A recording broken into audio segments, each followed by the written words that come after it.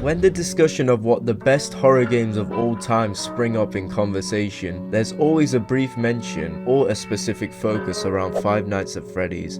This game seemingly blew up overnight in late 2014, with YouTubers from every corner of the globe hopping on to play it and recording their reactions, generating millions of views in the process. Hello everybody, my name is Markiplier and welcome to Five Nights at Freddy's, an indie horror game that you guys suggested en masse. Ah, fuck! No! Oh yeah! Fucking fuck! I tried to push it! Oh my god! Oh! What happened? Don't you bitch! I'm sorry. Yo, okay. How the fuck am I make it past night 2? This that bullshit. So it's undeniable that Five Nights at Freddy's was loved upon its arrival and doesn't seem to be going anywhere at any time soon, with numerous sequels and even an official movie that's set to release right around the corner. But why? What made this game so popular and scary to earn universal praise and generate a fan base that's so hell-bent on finding out the true lore behind such a perplexing title? This video aims to explain the underlying success of the first game and why it's just so damn creepy. Let's jump right into it. Booting up the game instantly greets you with a warning for jump scares and flashing lights before inviting you into the main menu, which is an old VHS style background with the main antagonist of the game, the poster boy of this amazing franchise. I absolutely love the ominous music and twitching aspect of Freddy here. It already sets the underlying tone of creepy child-friendly mascots becoming sentient and gives an instant uneasy vibe as an introduction to the game, which is perfect. So when you press new game, you're given a little context about your new job as a security guard at Freddy Fazbear's Pizzeria. Now that we have that covered, let's have a look at the gameplay.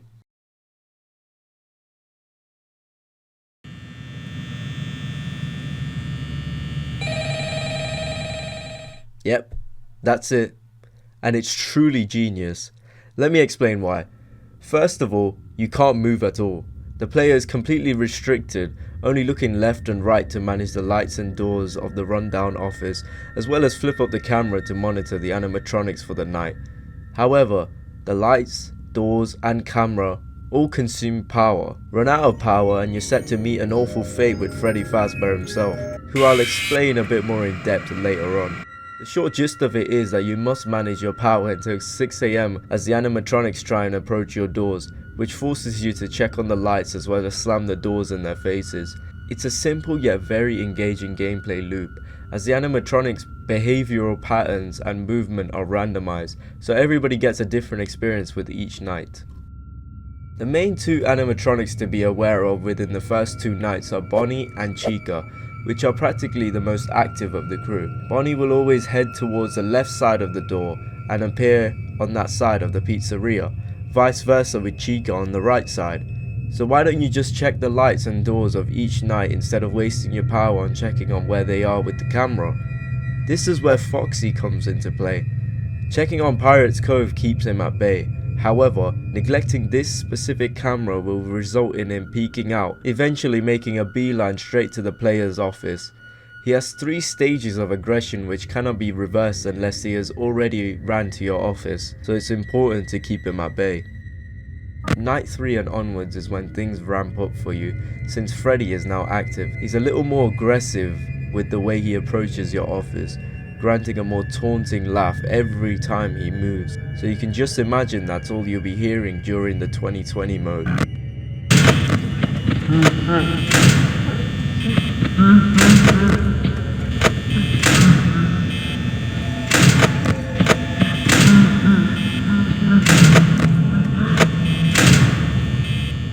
His method of approaching the night guard is the most unique to me. He's always lurking in the background, with the only bit of visibility being his eyes that stand out from the dark.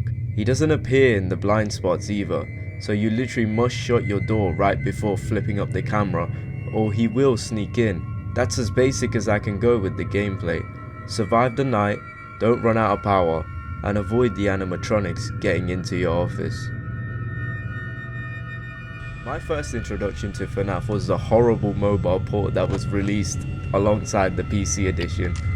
I was so broke that I could only play the demo as well on my awful Samsung Galaxy Ace. I swear to God that this game ran at 2 frames per second, especially with the jump scares. Later on I discovered what Aptoid was and just cracked the game and just played it, but it was just a shitty experience, man. Now then, let's dig into the real meat of this video's purpose, which is my obsession with how eerie and unsettling this game is. The visuals alone stand out to me. The majority of the gameplay relies on the camera, which lets you monitor the animatronics that are on the main stage. I can't tell you just how scary it is to flip up the camera and realize that they're gone, moving around the pizzeria to try and get into your office. Certain spots within the pizzeria will also change at random. An example of this is the poster right here, which highlights the rules of the pizzeria. 1 second it's there. That's before I flipped up the camera to check on the same spot to see that it's completely missing, replaced with a news article about the place shutting down due to a horrifying stench coming from the animatronics. Another example of this are the other posters of the animatronics on the walls, sometimes being replaced with drawings of crying children or the phrase "It's me" written along the walls. This level of subtle storytelling is phenomenal when done right, and this game does it perfectly, letting the community put the pieces together on what happened here, kind of like a similar game that I know and love. Another extremely scary attention to detail is how each of the animatronics stare directly into the camera at times, giving the uneasy feeling of the idea that they know that you're watching them and they're watching you. Another point that I want to bring up is the fact that the building you're in is supposed to be a mascot-based restaurant, like Chuck E. Cheese. This is a dead giveaway of just how impactful mascot horror can be, as many videos on the web dive into the creepy aspect of Chuck E. Cheese and their animatronics. This is one of the main reasons why Five Nights at Freddy's can appeal to those of all ages. It's the perfect mix of child-friendly designs and that incredibly unsettling aspect of their behavior. Although the later games rely heavily on audio, Five Nights at Freddy's sound design is truly incredible and so unique. Every time an animatronic moves, their footsteps are heard as a cue to either make the action of checking the cameras or the lights. It throws me off guard and always has me frantically rushing to check both lights to see if the animatronics are at my door.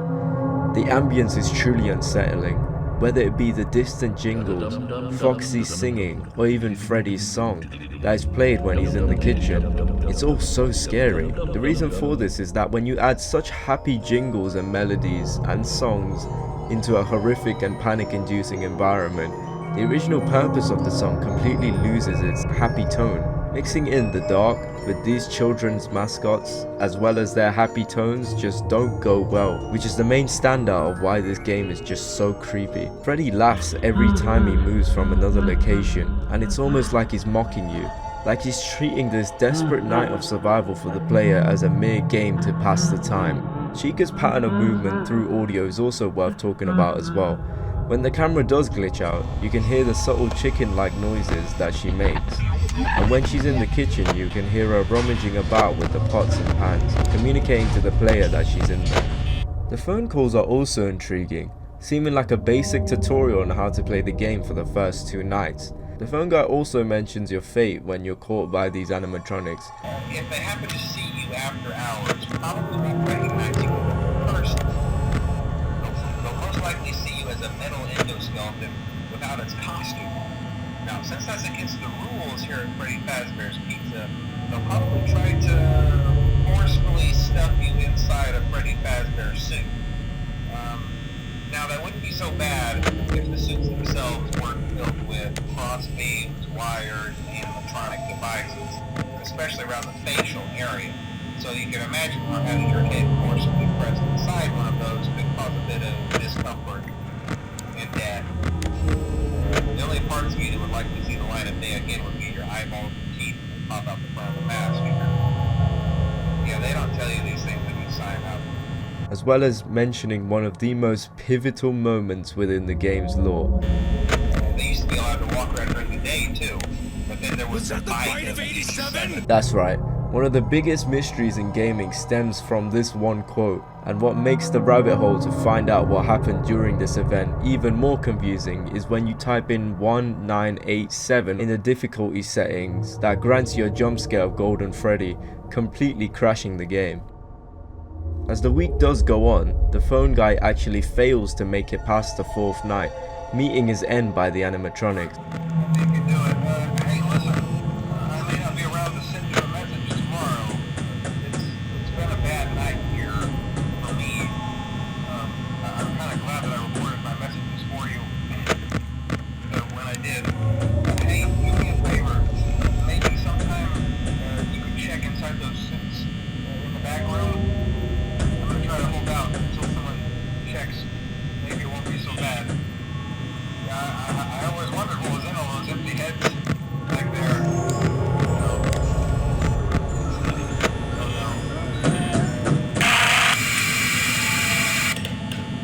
This was an amazing introduction to the 4th night, as our own instructor for the night failed to make it past 6 AM, and the 5th night cements this feeling of loneliness and despair.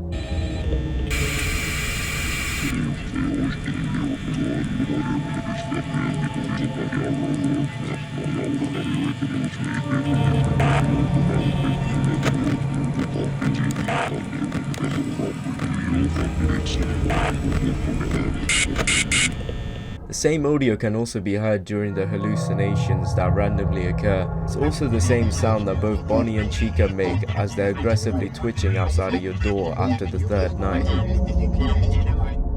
Of course, a game with such an ambiguous and open-ended story like Five Nights at Freddy's is going to have some keen theorists who attempt to shape the lore together. Here are some of the theories of the first game. Do keep in mind that this was before the release of the later titles. The first major fan theory, which I also believed at one point, was the fact that Foxy is actually a good guy. He runs to the office to warn you, but gives the player a heart attack because of his broken voice box. And the fact that he's the only animatronic that doesn't jump in your face shows that he's actually a good guy who's, was just trying to warn you. But this obviously isn't true, as it's just a way of the community making Foxy seem less malicious than he actually is. The next theory is the fact that Foxy actually caused the bite of 87. The main argument for this theory was the fact that the Pirate's Cove is out of order, and Foxy is the only animatronic in the game to have a large set of teeth. His jaw also seems to be broken, as it's always hanging open. However, it was later confirmed to be Fredbear who caused the bite in the later games. Chica's suit is actually very weird, as it has a set of human teeth which can be seen through some of the cameras. This suggests that the phone guy was actually stuffed into the suit. However, this was proven to be wrong, as her second set of teeth is just the endoskeleton for the animatronic. Upon opening your game, the eyeless hallucination of Bonnie will appear and stare at the player for a while, before suddenly opening its eyes. I have no idea whether this theory is true, but apparently a streamer did actually experience this, which is, it's creepy as hell, man.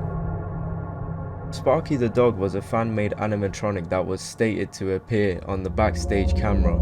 He claimed to be non-violent and wouldn't attack the player. Unfortunately, this was just a fan-made image that fooled the community back in the day. The image was made by a Tumblr user known as Bear.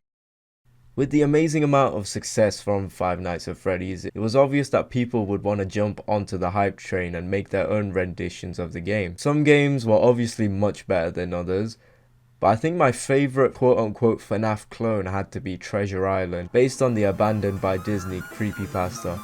I would always watch content for this fan-made game for hours on end because I found it to be a successful version of Five Nights at Freddy's. It manages to innovate its gameplay and story. I don't know what the hell happened. He was just kind of standing there. I kind of wanted to talk to him. What the fuck? And that explains why Five Nights at Freddy's has truly stood the test of time. Thank you all so much for watching. This video has been very fun to dive into and explain, as Five Nights at Freddy's was a massive part of my childhood. Do let me know if you'd like to see me cover the other games in this long running series, and I shall see you in the next one.